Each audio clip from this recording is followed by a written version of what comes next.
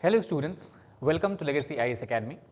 Today we are going to discuss about a topic that has been going on in news from last 2 days is regards the definition and changing the definition of economically weaker section after the Supreme Court of India has asked the government to revisit and reconsider the criteria on the basis of which EWS categories are defined. So let us try to understand that what is the whole issue and how as of now EWS are defined in the India. So first of all, if you look at the context, then why we are discussing about this. So actually a 3-member committee has been set up with the main purpose of examining the income criteria on the basis of which the government of India for various reservation benefits, be it in the job or in the admission to the higher educational institutions, such criteria are identified to we can say to identify the economically weaker section people, and this committee was set up earlier and is expected to submit its report to the central government within the next upcoming few days. So let us try to understand first that what has been the background of that particular issue. So actually this year in October month, Supreme Court has questioned the income criteria that government has standardized for defining economically weaker sections, and Supreme Court has also said that this particular criteria is nothing but arbitrary in nature. And the reason why Supreme Court said that it because as of now, it is the income maximum limit of rupees 8 lakh has been categorized or identified, beyond which the people are said to be excluded from the EWS list, and if any person whose gross annual income of the family is less than 8 lakh, it is included in the EWS list. However, the Supreme Court has said that the same criteria is also used to identify the creamy layers in the other backward section for reservation benefits. So Supreme Court has said that both cannot be same. Criteria for identification of EWS and criteria for identification of OBC cannot be and should not be same, and this is why it has said that it is arbitrary in nature. Then following this decision of Supreme Court or following this question of Supreme Court, in November, the Solicitor General of India Tushar Mehta had told the court that center would revisit the criteria. Following that, later in the same month, Ministry of Social Justice and Empowerment announced the formation of a committee that will revisit the criteria for determining the EWS. And the same month, the committee was set up under the chairmanship of former Finance Secretary Ajay Bhushan Pandey. Apart from that, there is also a member secretary V.K. Malhotra, who is a member of Indian Council for Social Sciences and Research, and the third member is a principal economic advisor to the Government of India, Mr. Sajeev Sanyal. So this is a 3-member committee that has been given the said task.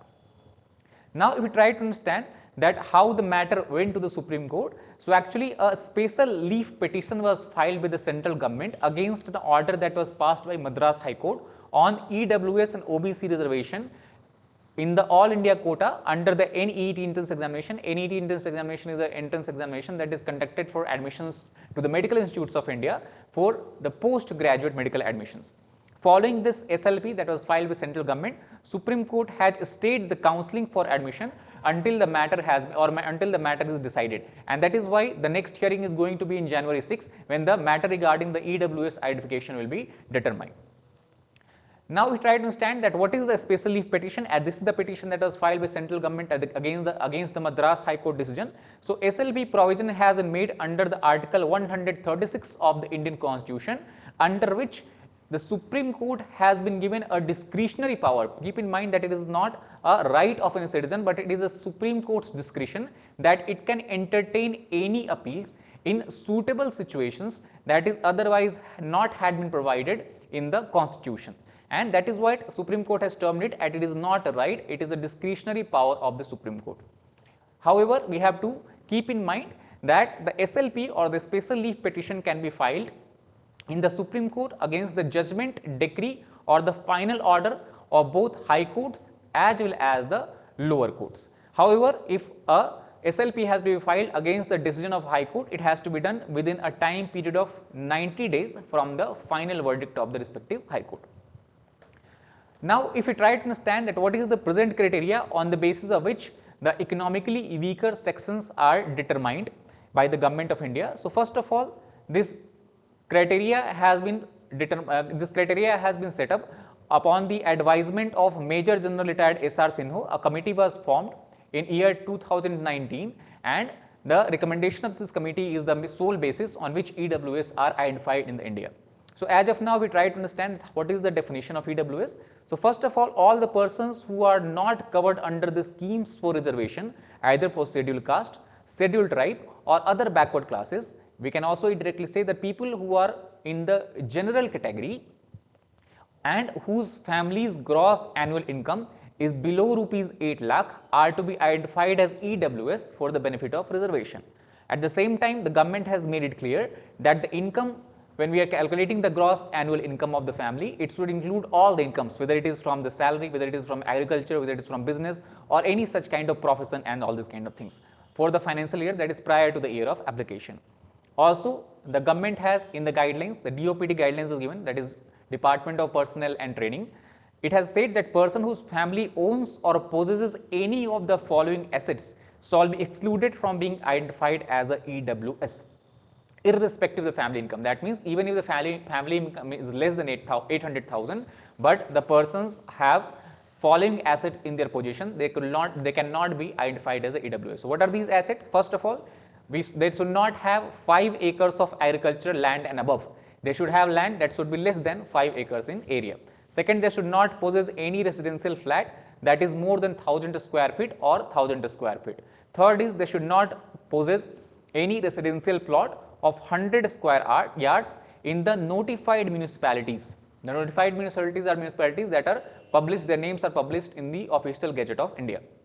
And last is they should not possess a residential plot of at least 200 square yards and above in any areas that is not in the notified municipality. So as per now, this was the guidelines on the basis of which Supreme Court has said that this is arbitrary guidelines, and the next hearing is going to be on January 6, where the committee is going to submit the revisited criteria for identification of EWS.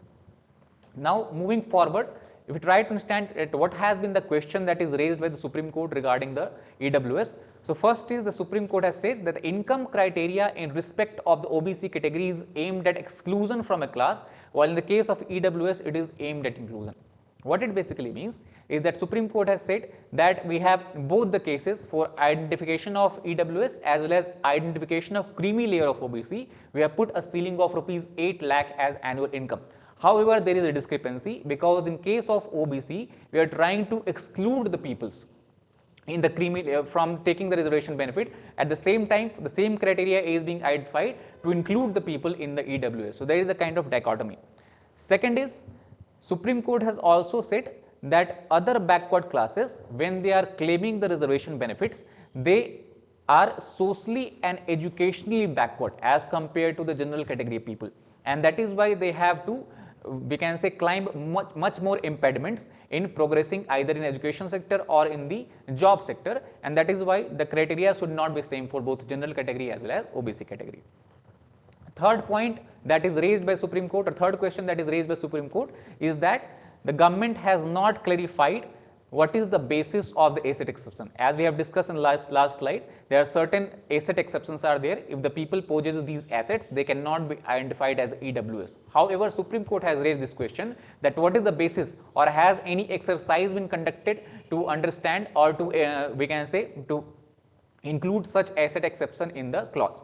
Apart from that, Supreme Court has also raised the question within the same asset exception cases that it says that they should not own a particular piece of land in a notified municipalities, but has all the municipalities been notified? Second, it also raised the question that why residential flat criteria, what is the distinction, or why this law does not make any distinction between residential flat criteria in the notified area as well as non-notified area. So these are the following questions, and on the basis of that, Supreme Court is going to take the decisions regarding this particular we can say definition of economically weaker section in the coming January 6. So that is all for today. This was the news that is going on. We will know or understand about this particular issue more when the report is submitted by the committee and Supreme Court takes a final verdict on that. So till then, take care. Thank you very much.